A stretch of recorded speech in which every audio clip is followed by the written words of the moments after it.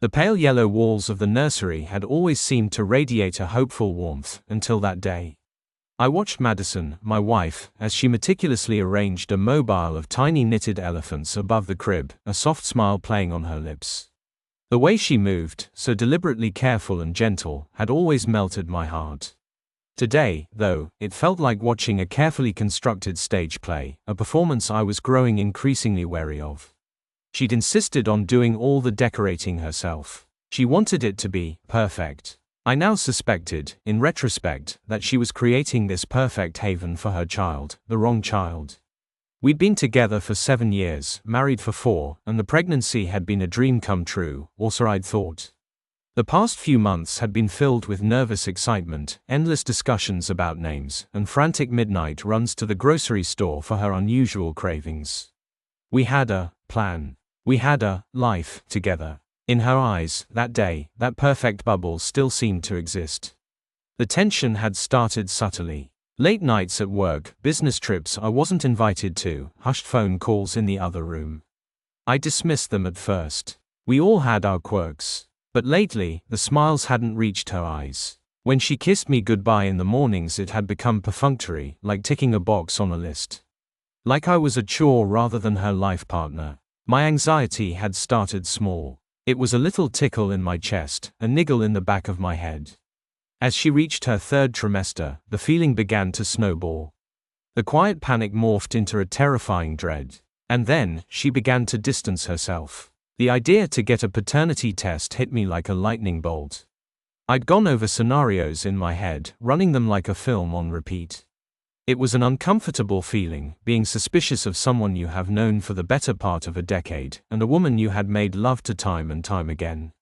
I had imagined Madison would react to the test in every single way imaginable. My heart hammered every night before going to sleep with the idea that this was all just a horrible figment of my imagination, that I was a bad man to distrust her like that. But a small voice in the back of my head told me not to ignore it. It was trying to tell me something. Something I hadn't wanted to face. I'd ordered the at-home kit online, choosing the fastest shipping option possible. The swabs, the envelope, the whole process felt cold and impersonal. I felt sick to my stomach, sending off a part of us that was going to make or break it. The wait was agonizing. Every ring of the phone made my heart jump. I kept picturing a perfect family picture, us smiling, with her holding our perfect, innocent baby. But now, there were cracks. It was no longer the picture I had envisioned. The day the results arrived, I decided I was done living with this gnawing doubt. I picked him up at the post office and rushed home. Madison was humming some nursery rhyme while finishing the last of the details on the walls. My hands trembled as I opened the envelope. As I stared at the results, the color drained from my face, my knees started to weaken.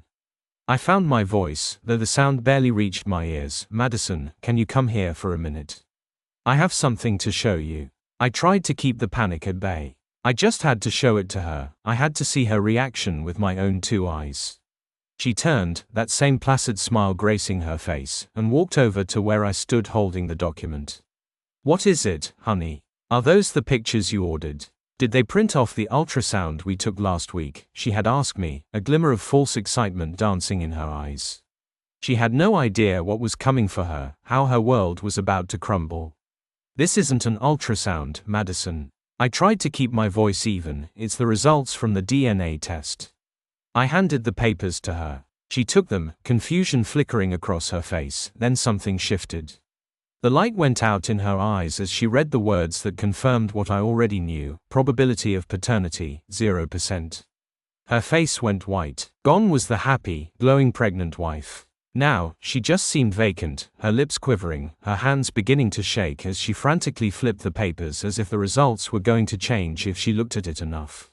She let out a choked sob, then silence fell. What? I don't understand," she whispered, finally lifting her eyes to meet mine.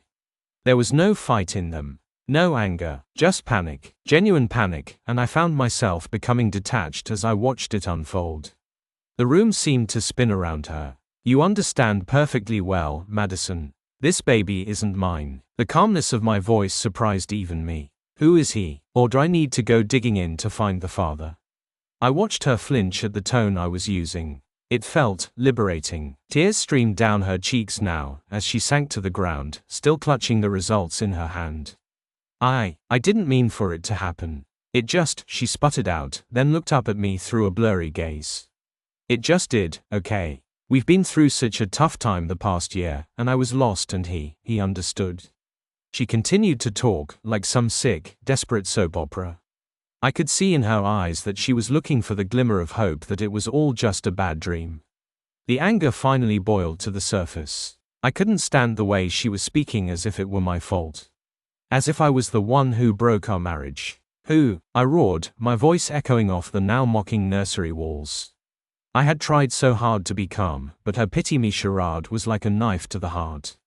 It was almost like she was trying to manipulate me into feeling sorry for her.